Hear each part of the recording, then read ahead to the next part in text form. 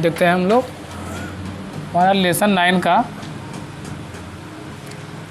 Question number 13 देखते हैं। Question number 12 तक हम बता चुके हैं इसके पहले वाले में। क्वेश्चन नंबर 13 इसमें देखते हैं हम।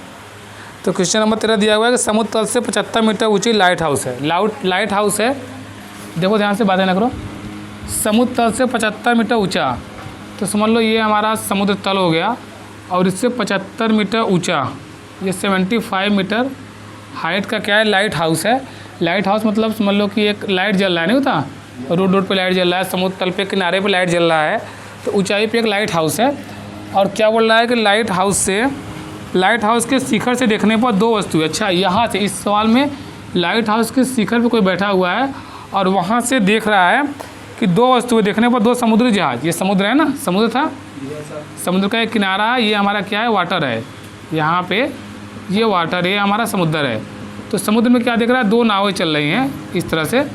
तो दो समुद्री जहाज़ों के अवनमन को क्रमशः 30 अंश और 45 अंश है। दो जहाज़ चल रहे हैं, जैसे एक जहाज़ ये यहाँ पर चल रहा है और एक जहाज़ यहाँ पर चल रहा है, तो 45 अंश कौन सा होगा बताओ, यहाँ होगा। पहले अवनमन को बोला गया है, तो हमारा एंगल बनेगा यहाँ पे ना, तो ये 45 डिग्री हो गया, तो ये 45 अंश है, तो 45 अंश यहाँ बनेगा, और ये 30 अंश है, तो इसका क्या बनेगा, 30 अंश यहाँ बनेगा। बताया था ना जेड वाला एक अंतर कोण से, तो 30 यहाँ बनेगा, 45 का यहाँ बनेगा। बात समझ में, ये बनाना ज़रूरी है। अवनमन बोला है तो ये बनाएंगे तभी ठीक होगा हमारा फिगर, नहीं तो फिगर ही पहली बात गलत हो जाएगी। अवनमन बोला है तो ये ज़रूरी है लगाना ना। तो अब देखो ये सब बना लिए, तो पूछा क्या गया है, ये 75 मीटर दिया हुआ है, समुद्र तल से ऊंचा जो खड़ा हुआ है, क्या खड़ा हुआ है, ये लाइट हाउस है, ये लाइट हाउस है। यदि लाइट हाउस के एक ही ओर एक जहाज़ दूसरे जहाज़ के ठीक पीछे हो, तो दोनों जहाज़ों के बीच की दूरी ज्ञात करो। देखो दोनों जहाज़ कौन कौन से हो गए, एक जहाज़ यहाँ है और एक जहाज़ यहाँ है, तो दोनों जहाज़ों के बीच की दूरी, तो हम लेट कर लेते हैं, दोनों जहाज़ों के बीच की दूरी क्या है, x है। दोनों जहाज़ों के बीच की दूरी x हो गई। तो देखो, और इसको भी हम अपने से y मान लेते हैं, क्योंकि जो tan 45 डिग्री लेंगे तो आना चाहिए ना लंबटे आधार, तो इस दूरी को भी हम लोग मानेंगे। तो हम लोग मान लेते हैं, इसका पहले नाम दे दो, a हो गया, b हो गया, c हो गया और d हो गया। जो हम माने हैं उसको एक बारी लिख देते हैं यहाँ पे, कि मान लेते हैं कि माना जहाज़ों के बीच की दूरी, माना जहाज़ों के बीच की जो हमारे शिप है उनके बीच की दूरी मान लेते हैं, जो लिखे हैं वही मानेंगे। क्या माने हैं, x माने हैं, दूरी x है, और ये तो जहाज़ के बीच की दूरी नहीं है, लेकिन इस फिगर में बेस में नहीं पता है तो उसको माने हैं, तो उसको भी लिख लेंगे। तथा एंड दिया हुआ है क्या चीज़, BD इक्वल टू वाई, ये दो चीज़ें माने ही है ना, तो माने वाले सेक्शन में इतना लिख देंगे। अब लिखेंगे हम लोग कि समकोण त्रिभुज राइट एंगल ट्रायंगल कौन सा लेंगे, एक ठो ले लो कोई भी, ठीक है, ABC ले लो। समकोण त्रिभुज ABC में राइट एंगल ट्रायंगल ABC में क्या लेंगे, लंब और आधार वाला रेशियो क्या होता है, tan होता है, तो tan क्या लेंगे 30 डिग्री। ABC में 30 अंश है ना, तो लंब बटे आधार, लंब कितना हो गया 75 अंश, आधार कितना हो गया x प्लस वाई, सिर्फ उधर से आंसर सही है, x प्लस वाई। ध्यान दिया करो, 30 अंश यहाँ हो गया, तो इसके लिए तो पूरा बेस हो गया ना, क्योंकि यहाँ पे ना उसका लंब मिल रहा है। तो tan 30 अंश कौन होता है, 1/√3 75/x प्लस वाई, और यहाँ से भी तिर्यक गुणा करेंगे ना, तो x इक्वल टू 75/√3, 75 का 3 आएगा ना। उसके बाद देखो ना, इसको इक्वेशन नंबर 1 कर दो, इसको इक्वेशन नंबर 1 कर दो, जो आवश्यकता पड़ेगा अभी यहाँ से लेंगे हम लोग। अब ले लेते हैं हम जो दूसरा हमारा बचा हुआ है, कि पुनः समकोण त्रिभुज क्या ले लेंगे, ABD में, ABD में कौन सा कोण है, tan 45 डिग्री। तो क्या हो जाएगा, परपेंडिकुलर बाय बेस, लंब बटे आधार, तो कितना आ जाएगा 75/y, एक हो रहा हो 75/y, और इसका तिर्यक गुणा करेंगे तो क्या आएगा, y बराबर 75 अंश आ गया ना। तो y बराबर 75 आगे अंश नहीं आएगा, ये दूरी है ना, तो y बराबर 75 मीटर में दिया है, तो ये सब मीटर में ही आएंगे, तो y 75 मीटर आ गया। लेकिन हमको y पूछा ही नहीं है, y पूछा है नहीं, x पूछा है, तो एक्स अलग से निकाल नहीं सकते थे क्योंकि हमको एक्स प्लस वाई मिल के आया है। प्रश्न को पढ़ो, दोनों कहाँ पूछा है, दोनों जहाज़ों के बीच की मतलब दोनों पूछ लिया, दोनों जहाज़ कहाँ, एक यहाँ एक यहाँ है, तो इसके बीच की दूरी तो यही हुआ ना। दोनों मतलब ये थोड़ी पूछा है कि जो अंदर है वो भी बचा हुआ है, भाग नहीं। तो देखो y आ गया तो x प्लस वाई हमारा इतना दिया है, तो यहाँ से यदि y का माना तो x का माना जाएगा। तो हम लोग पुनः इसके आगे लिखेंगे, पुनः इसके बाद हम लिखेंगे कि पुनः समीकरण 1 से लिखेंगे, पुनः समीकरण 1 से। तो इक्वेशन 1 में हमारा क्या दिया हुआ है कि x plus y equal to 75√3 ऐसे हल करेंगे। तो इसके बाद उतार के करेंगे हम लोग दोबारा, क्योंकि इसके आगे ही हल करेंगे ना पेपर में, 2 बार 3 बार तुम लोग ऐसे करोगे नहीं, एक लाइन से करते आओगे। तो इसके आगे करना होगा तो हम उसके आगे ही करेंगे, नीचे करेंगे। तो अब हम क्या करेंगे कि x को x रहने देते हैं, y का मान जो आया लिख देते हैं 75 बराबर 75 का डी में 3, x इक्वल टू निकालेंगे तो 75 का डी में 3, और ये 75 इधर जाएगा तो -75 हो गया। और यदि x निकालो तो 75 कॉमन हो गया, तो √3 - 1, तो ये हमारा आंसर आएगा।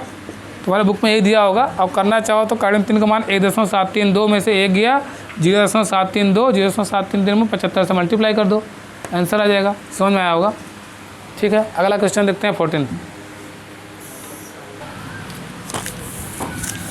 देखो क्वेश्चन नंबर 14,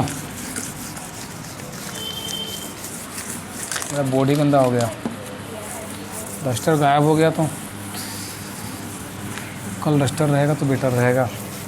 देखो अच्छा, क्वेश्चन नंबर 14 दिया हुआ है कि 1.2 मीटर लंबी एक लड़की भूमि से 88.2 मीटर की ऊंचाई पर एक क्षैतिज रेखा में हवा में उड़ रहे गुब्बारे को देखती है ना, गुब्बारे को देखती है।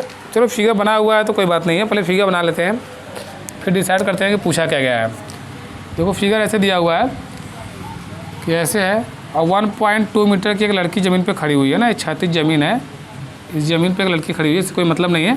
1.2 मीटर की एक लड़की खड़ी है, ये गर्ल है जो कि खड़ी हुई है, और वह क्षैतिज से ऊंचाई पर देख रहे 2 गुब्बारे उड़ रहे हैं, 2 गुब्बारे हवा में उड़ रहे हैं। उसको दिखाया गया है कि एक गुब्बारा यहाँ पे उड़ रहा है और एक गुब्बारा जो है यहाँ पे उड़ रहा है, यहाँ पे उड़ रहा है।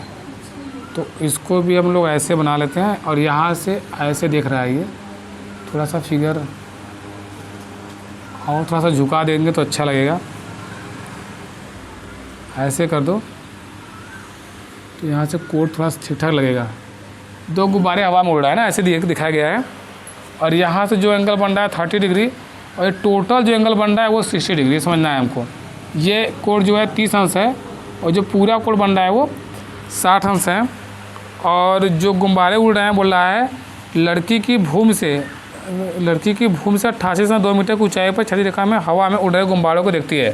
देखो बोला गया ना 88.2 मीटर की ऊंचाई पर उड़ रहे गुब्बारों को देखती है, मतलब कि ये दोनों गुब्बारों को ऊंचाई दे दिया है। गुब्बारों बोला है ना, एक ही गुब्बारे को ऊंचाई नहीं दिया है, लिखा है एक ही जगह पे, लेकिन ये दोनों गुब्बारों को ऊंचाई दिया हुआ है। अब उसके बाद देखो क्या हो रहा है, किसी भी क्षण लड़की की आँख से गुब्बारों का उन्नयन को 60 अंश है, कुछ समय बाद उन्नयन को 30 अंश हो जाता है। इस अंतराल के दौरान गुब्बारों द्वारा तय की गई दूरी ज्ञात करो। तो देखो इस अंतराल द्वारा गुब्बारों द्वारा तय की गई दूरी, देखो गुब्बारे यहाँ हैं, अब यहाँ से यहाँ गुब्बारे कहाँ से कहाँ आएंगे, यहाँ से यहाँ आएंगे, तो यहाँ से यहाँ मतलब यहाँ से यहाँ के बीच की दूरी पूछी है। गुब्बारे के द्वारा तय की गई दूरी मतलब इसके बीच की दूरी पूछा गया है। तो नाम दे देते हैं, नाम तो फिगर में दिया नहीं होगा, चलो कोई बात नहीं, नाम देते हैं हम लोग। इसका नाम दे दो, ए हो गया, बी हो गया, सी हो गया, डी हो गया, और इस गुब्बारे को भी कर दो ई कर दो, ठीक है, A B C D E. अब क्या करते हैं हम लोग कि ले लेते हैं यहाँ पे समकोण त्रिभुज, इसको x माने हैं ना, इसको भी y मान लेते हैं, क्योंकि इस यहाँ भी एक समकोण बन रहा है, तो यहाँ पर भी एक बार कोण लगाएंगे हम लोग। तो हम ले लेते हैं एक बार कोई भी ले लो, समकोण त्रिभुज, समकोण त्रिभुज क्या लेंगे, ए बी सी ले लेते हैं।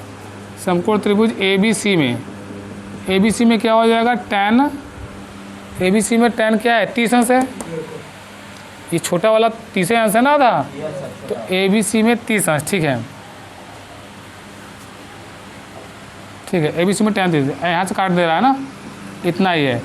तो tan 30 अंश इक्वल टू क्या हो जाएगा, लंब बटे आधार। तो लंब कितना है हमारा 88.2 और बेस कितना है 30 अंश के लिए बताओ, पूरा x प्लस वाई, क्योंकि 30 अंश यहाँ से बन रहा है ना, तो x प्लस वाई हो जाएगा। इसका वैल्यू क्या होता है 1/√3 और हो जाएगा 88.2 बाई एक्स प्लस वाई और क्रॉस मल्टीप्लाई कर लो तो x plus y equal to 88.2√3 इतना हो गया। इक्वेशन नंबर 1 कर दो। अब पुनः ले लेते हैं हम लोग अगेन कि समकोण त्रिभुज कौन सा लेंगे, समकोण त्रिभुज ए को काय लेंगे, ये हो गया ना।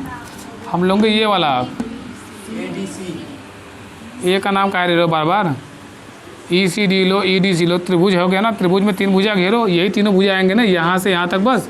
तो समकोण त्रिभुज ECD में क्या है हमारा tan 60 अंश है, लंब बटे आधार, लंब कितना है 88.2 और आधार कितना है y।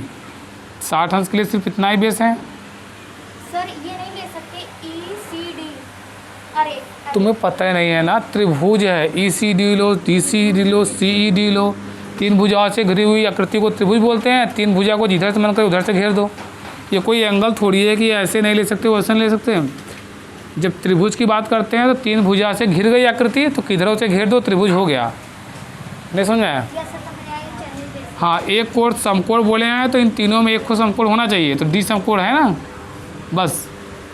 तो tan 60 अंश मान होता है √3, तो ये आ जाएगा 88.2 बाई वाई आ जाएगा। क्रॉस मल्टीप्लाई कर दो तो यहाँ से क्या आएगा y√3 इक्वल टू 88.2 आ रहा समझ में। और यदि वहाँ से हम y निकालेंगे y तो आ गया 88.2 बाई √3। यहाँ से हम y का वैल्यू पाएँ, लेकिन हमको y का वैल्यू आ गया, तो हमें निकालना क्या था x नहीं, इसमें बोला क्या है सवाल में, अच्छा ये इसके बीच की दूरी ना, तो ये तो बाहर है, इसके बीच की दूरी मतलब हमको x चाहिए, गुम्बारों के बीच की दूरी ऐसे बोलना चाहिए। क्या निकालना है दोनों गुम्बारों के बीच की दूरी। तो पुनः ले लेंगे हम लोग, पुनः समकोण त्रिभुज ले लेंगे हम कौन सा, अभी तो अच्छा ले चुके दोनों बार ना, अच्छा दोनों बार ले चुके हम लोग। अब हमको क्या करना है ना कि y आएगा, x का मान कैसे निकालेंगे, x प्लस वाई आया हुआ है, तो फिर लिखेंगे हम लोग समीकरण 1 से। प्रत्येक प्रश्न में एक ही टाइप से हो रहा है, समीकरण 1 से। तो समीकरण 1 से क्या दिया हुआ है कि x plus y equal to 88.2√3 दिया हुआ है, और यहाँ से हमको y मिल गया, तो x प्लस वाई का मान मिल गया 88.2 बाई √3 इक्वल टू 88.2√3 मिला। और यदि यहाँ से x इक्वल टू निकाल लें, अब आगे दिखाई देगा, एक लाइन दिखाई देगा ना, तो यहाँ से निकाले तो 88.2√3 और माइनस हो जाएगा 88.2 बाई √3। नहीं आ रहेगा,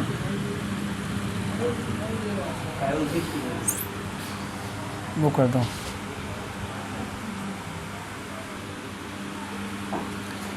अब देखो यहाँ से कैसे हो जाएगा, क्रॉस मल्टीप्लाई कर लो। इसको हल कैसे करेंगे हम लोग, क्रॉस मल्टीप्लाई करो तो देखो यहाँ पे हल कर देते हैं, दिखाई देगा। तो √3 का ऐसे मल्टीप्लाई करेंगे तो कितना आएगा 88.2 √3 3 हो गया और माइनस 88.2, क्योंकि एक का गुणा करेंगे वही आएगा। अब बटे में आएगा √3, ये किसका वैल्यू आ रहा है, x का वैल्यू आ रहा है ना। और फिर से हम x निकालेंगे, जब इसका 3 बार मल्टीप्लाई करो, 3 2 जा 6, 3 दूनी 6 होता है, और 3 बटे 24 का 4 हासिल आया 2, और 3 बटे 24 और 2 26 26 आया कितना, 1 प्लेस पे पॉइंट लगा दो, इतना आया ना। और माइनस 88.2 बाई √3, तो इसमें से को माइनस कर लो, जो भी आएगा √3 के रूप में आंसर आएगा।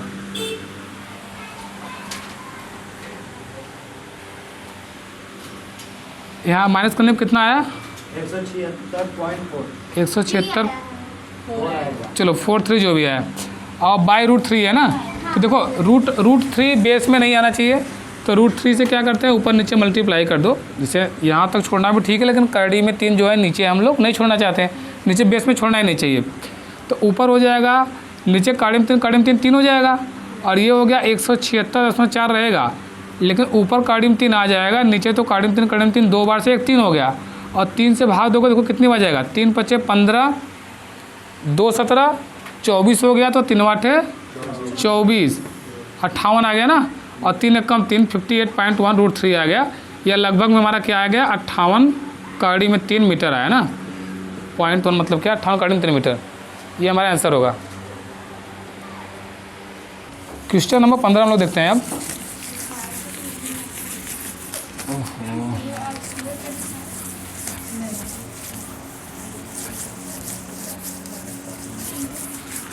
क्वेश्चन नंबर 15 बहुत अच्छा सवाल है हमारा। इसमें समय पूछा है, समय, तो थोड़ा सा अच्छा लगेगा देखना। थोड़ा सा ये पूरे प्रश्नों में अलग अलग प्रश्न है, अलग टाइप का। अभी तक जितना पढ़े सबका टाइप एक ही था। अब क्वेश्चन नंबर 15 जो हम पढ़ने जा रहे हैं, ये थोड़ा सा अलग टाइप का सवाल है, लेकिन फिर भी अच्छा लगेगा। ध्यान समझना।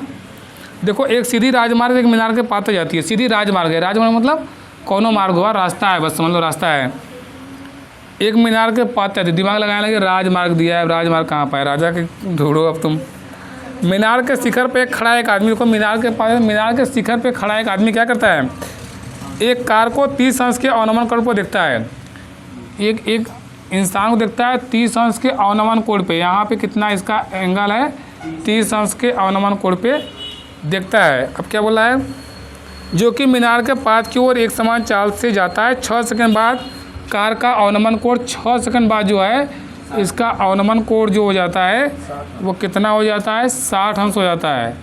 30 अंश से बढ़ के 60 अंश हो जाता है।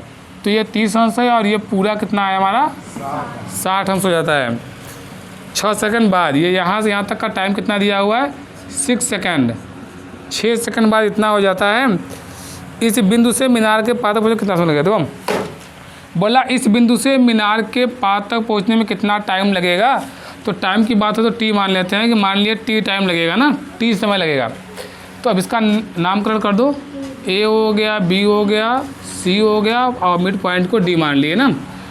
अब क्या करते हैं कि कितना समय लगेगा, तो इसकी हाइट तो पूछी नहीं है, और नहीं हाइट दी हुई शायद, हाइट दी कि नहीं, अच्छा हाइट भी नहीं दिया है इसमें, तो कोई बात नहीं है। हाइट नहीं दिया है तो कोई बात नहीं है, लेकिन हम लोग हाइट को मानेंगे, हाइट को एच ही मानेंगे। ऊंचाई एच ही होता है ना, एच मीन्स हाइट होता है, तो एच मान लो, ठीक है। चलो मान लेते हैं। ये क्या था, मीनार, माना मीनार की ऊंचाई, माना मीनार की ऊंचाई एच है, एच है, तथा वह व्यक्ति, जो व्यक्ति था वह मीनार के पाद तक, मीनार के पाद तक, लिखते रहो ऐसे बातें, मीनार के पाद तक टी समय में पहुँचेगा, टी समय में पहुँचेगा, मीनार के पाद तक टी समय में पहुँचेगा। चलो ठीक है, टी समय पहुँचेगा। अब ले लेते हैं हम लोग एक त्रिभुज ले लेते हैं, तो ले लेते हैं समकोण त्रिभुज। समझना आप, समकोण त्रिभुज समझना कुछ नहीं है, जैसे सब था एकदम वैसे ही सेम टू सेम कर दो, जैसे सब करे हो एकदम सेम टू सेम वैसे ही कर दो, आंसर आ जाएगा। टी मतलब ना समय में समझो, समझ लो 6 मीटर दिया हुआ है, अब कितना मीटर दूर है वैसे समझ लो। टाइम, चाल, समय, दूरी मत लगाओ, जैसे हल करते हो वैसे करो, उत्तर आएगा। नहीं समझ में आया बात, आ जाएगा आराम से, करते रहो आराम से। समकोण त्रिभुज ए बी सी में, जो हम त्रिभुज ले रहे हैं बस त्रिभुज लिखो, फटाफट करना चालू कर दो। समकोण त्रिभुज ए बी सी में मतलब यहाँ तक ले लिए, तो ए बी सी में कौन सा एंगल बन रहा है, tan 30 डिग्री। तो लंब बटे आधार, परपेंडिकुलर ये हो गया, और 30 डिग्री बेस क्या हो गया, पूरा ये हो गया। तो लंब हो गया एच, और आधार कितना हो गया 6 + t, 6 + t ना। टी सेंस का मान क्या होता है 1/√3, और h बाई 6 + t हो गया, क्रॉस मल्टीप्लाई कर लो। तो 6 + t = क्या आएगा, h√3। बहुत ज़्यादा लोग अभी h प्लस बोल दोगे, क्या बोल दोगे, तो जाओ अपनी मर्जी हम क्या करें। देखो कितना 2 3 4 में पढ़ते रहोगे। अब यहाँ पे टी यू निकालो तो मन निकालो, कोई दिक्कत नहीं है। चाहो तो टी बराबर कर लो, एच बराबर कर लो, चाहो तो कुछ बराबर मत करो ना, एक कोई इक्वेशन बना के छोड़ दो इसको, कोई दिक्कत नहीं होगा, पेपर में भी ऐसे कर सकते हो। अब देखो पुनः ले लो, अगेन हम लेते हैं कि पुनः ले लेते हैं समकोण त्रिभुज जो बचा है हमारा, पुनः समकोण त्रिभुज कौन सा बचा, ए बी डी में, ए बी डी में। तुम इसके आगे हल कर सकते हो, ये नहीं कि ये छोड़ना है, अपनी मर्जी है। कन्फ्यूज नहीं होना है कि हम कैसे जानेंगे कि सर आप कभी ऐसे छोड़ते हैं, कभी एक का मान निकाल के छोड़ते हैं, तो कोई दिक्कत नहीं है ना। तुम ऐसे भी छोड़ सकते हो, क्योंकि अभी जो मिलेगा मान इसमें रखेंगे तो एक मान अपने आप आएगा ही। जैसे भी चाहो प्रैक्टिस करोगे तो अपने आप क्लियर हो जाएगा। पुनः समकोण त्रिभुज ABD में कौन सा एंगल बन रहा है? tan 60 degree. लंब बटे आधार, लंब कितना हो रहा है? h, आधार कितना हो रहा है? t। तो tan 60 कितना होता है?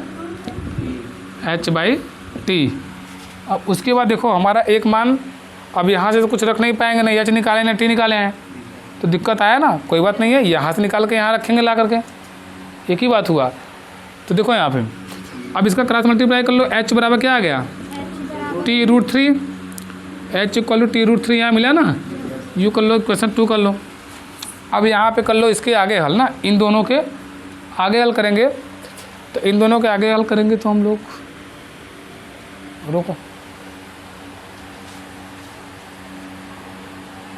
देखो यहाँ से हम समीकरण 2 का मान 1 में रख दो, फिगर मिटा देते हैं। देखो यहाँ पे समझ में आ जाएगा। फिगर कर लियो सब लोग, अब फिगर कर सकता नहीं है। देखो यहाँ पे क्या हो जाएगा, यहाँ पर हम लिखेंगे कि समीकरण 2 से h का मान, जो h का वैल्यू है कहाँ रखेंगे? समीकरण 1 में रखने पर। 1 में रखने पर देखो समीकरण 2 से h का मान 1 में रखो, तो देखो 6 + t हो गया।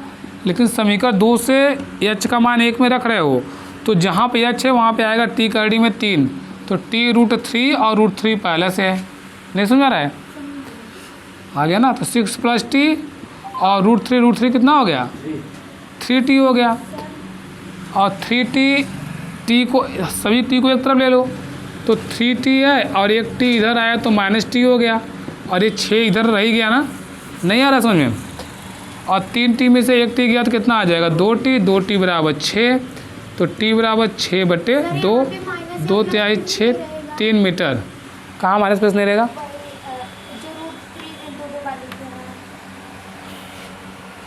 √3 कहाँ से आया? सुनो पहले, समीकरण 2 से h का मान 1 में रखने पर, समीकरण 2 से h का मान समीकरण 1 में रखा। समीकरण 2 में h = t कड़ी 3 दिया था, समीकरण 1 में ला कर रख रही हो, ध्यान देखती रहो। अब 6 + t इधर है = h √3 1 नहीं, तो जो h का मान समीकरण यहाँ रख रही हो, तो h का मान क्या दिया है? t कड़ी 3, तो h का t कड़ी 3 यहाँ रखो। यहाँ प्लस है कि माइनस है बताओ? कुछ नहीं है ना, तो t कड़ी 3 रख दो। कड़ी 3 है ही है, तो t कड़ी 3 गुणा रूप में है ना। h कड़ी 3 गुणा रूप में है कि प्लस रूप में है कि माइनस रूप में? बताओ क्या किस रूप में है? h कड़ी 3 गुणा रूप में है, मल्टीप्लाई रूप में है। तो मल्टीप्लाई में निशान ऐसे लगाया नहीं जाता कि h गुणित कड़ी 3 नहीं होता, यह h √3 लिखा जाता है, जानती हो ना इस बात? तो वही h का h रह गया, √3 का जो h है, h का मान आ गया t कड़ी 3, तो h की जगह पर रख दिया t कड़ी 3, और कड़ी 3 पहले से है एक ठो, तो कड़ी 3 3t हो गया। एक t उधर गया तो 2t हो गया, और 2t = 6 हो गया, तो t का मान 6/2 3 मीटर आ गया। यही t है माइनस ना, कितने समय में वहाँ तक पहुँचेगी? तो हम बोले थे t समय में पहुँचेगा, अर्थात कितने समय पहुँचेगा? 3 मिनट। 3 ये सेकंड करना, 3 सेकंड में, यह मत लिखो 3 सेकंड में। अतः मीनार तक पहुँचने में वो क्या था, क्या पहुँचा था मीनार तक? ऐसे लिखेंगे, अतः मीनार तक बता दीजिए क्या पहुँच रहा था?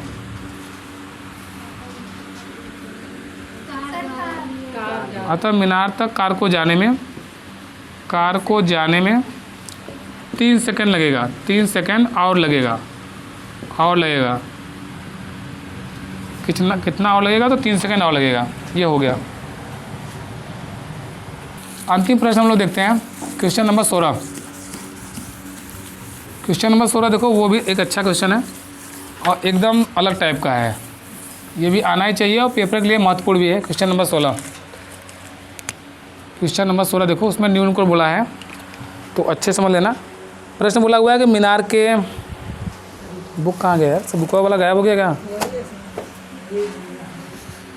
देखो मीनार के आधार से, पेन किसका ले लिया हम, मीनार के आधार से और एक सरल रेखा में 4 मीटर 9 मीटर दूरी पर स्थित 2 बिंदुओं से मीनार का शिखर का उन्नयन। देखो मीनार है और मीनार का शिखर हो गया ना, बोला मीनार के आधार से और एक सरल रेखा में 4 मीटर 9 मीटर दूरी पर स्थित 2 बिंदुओं से मीनार के शिखर का उन्नयन कोण पूरा कर। देखो एक बिंदु ये हो गया उन्नयन कोण, और एक बिंदु ये हो गया। मीनार के आधार से 2 बिंदुओं के मीनार के शिखर का उन्नयन कोण क्रमशः कितने हैं? पूरा कोण है मीनार के आधार से और एक सरल रेखा में 4 मीटर और 9 मीटर की दूरी पर स्थित। देखो मीनार का आधार से ये 4 मीटर दूरी पर स्थित है एक बिंदु, और दूसरा बिंदु कितना दूरी पर स्थित है 9 मीटर। देखते रहो समझ में आएगा। तो जब ये 4 है ये 9 है तो ये कितना हो जाएगा 5 मीटर। अलग से आएगा तो 5 ही आएगा ना, लेकिन अलग की आवश्यकता नहीं पड़ेगी, क्योंकि जब भी लेंगे तो लंब यही रहेगा हमारा। यहाँ से लेंगे तो पूरे में 9 लिखेंगे, या तो 5 10 4 लिखोगे तभी तो 9 ही आएगा। ये लेंगे। और देखो सबसे बड़ी बात है ना कि बोला गया है कि दो बिंदुओं के जो उन्नयन कोण हैं वो ये पूरा कोण के रूप में है। तो पूरा कोण का मतलब होता है ना, यदि एक कोण अल्फा होगा तो एक 90 माइनस अल्फा होगा। पूरा कोण क्या होता है, जब दो कोणों का योगफल 90 अंश हो तो इसको पूरा कोण बोलते हैं। यदि एक कोण को हम x मानेंगे तो एक कोण होगा 90 माइनस एक्स, या यदि इधर को x मानेंगे तो इधर आएगा 90 माइनस एक्स। अब इसको थोड़ा सा हल कर सकते हो, ध्यान देना कि tan 90 माइनस थीटा जो होता है क्या होता है, इसको भी रफ हल कर रहे हैं हम, और तुम लोग पूरा उत्तर ला करके हमें दिखाओगे, कमेंट बॉक्स में रिप्लाई करोगे। हल कर लेना, इसका हम रफ हल बता दे रहे हैं, डायरेक्ट बता रहे हैं, और सिस्टम से हल कर लेना तुम लोग। देखो यदि हम एक बार ये वाला त्रिभुज ले लें, ध्यान देखते रहो, ये तो 90 माइनस एक्स 90 समझ में आया ना, एक तो कोई भी ले लो, इतना समझ में आया कि नहीं। सर नेम दे दीजिए। नेम तो अपने से देना करना, हम तो डायरेक्ट 10 लगाएंगे ना, तुम जो नाम देना वो करना। अब ये होमवर्क हो गया तो अपने से करना ना, जैसे करना होगा डायरेक्ट। देखो मेरा कि tan 90 माइनस एक्स एक बार करेंगे, इतना तो समझ में आ रहा होगा ना, नेम देंगे तो अपना करेंगे। तो tan 90 माइनस क्या लंब बटे आधार, तो लंब में नहीं पता है तो एक बार एच मान लेना, हाइट हमेशा एच मानते हो एच मान लेना। देखो जल्दी से एच बाई क्या आएगा 4 आएगा, और दोबारा क्या करेंगे हम लोग tan x निकालेंगे। अगेन tan 90 माइनस एक्स के बाद क्या निकालेंगे tan x। tan 90 minus x क्या होता है cot थीटा, पता है कि नहीं। तो cot x बराबर आएगा h/4। tan 90 माइनस क्या होता है cot, sin 90 minus cos, cos 90 minus sin, tan 90 minus cot, cot 90 minus tan, ये बता चुके हैं, पढ़ चुकी हो। तो tan x बराबर h/4 आ गया, तो इसको इक्वेशन नंबर 1 कर दो, बस उत्तर आ रहा है, देखो ध्यान से। और दोबारा क्या होगा हमारा कि दोबारा ले लेंगे हम लोग tan x, एक बार tan 90 माइनस एक्स, एक बार tan x, और tan x लंब बटे आधार, लंब h हो गया, आधार कितना है इसके लिए 9 है, और tan x बराबर tan h बराबर इतना आ गया। अब इसको देखो तुम लोग कर सकते हो, क्वेश्चन नंबर 2 कर दो, सभी का 1 गुणते 2 कर लो, आंसर आ जाए। इसका उत्तर देना हमें आ जाएगा आसानी से, और नहीं आएगा कमेंट बॉक्स में रिप्लाई करना, जैसा रहेगा हम दोबारा बता देंगे। इसी के आगे थोड़ा समझा देंगे, ज़्यादा नहीं, 1 मिनट में हो जाएगा। बस इस वीडियो में इतना ही।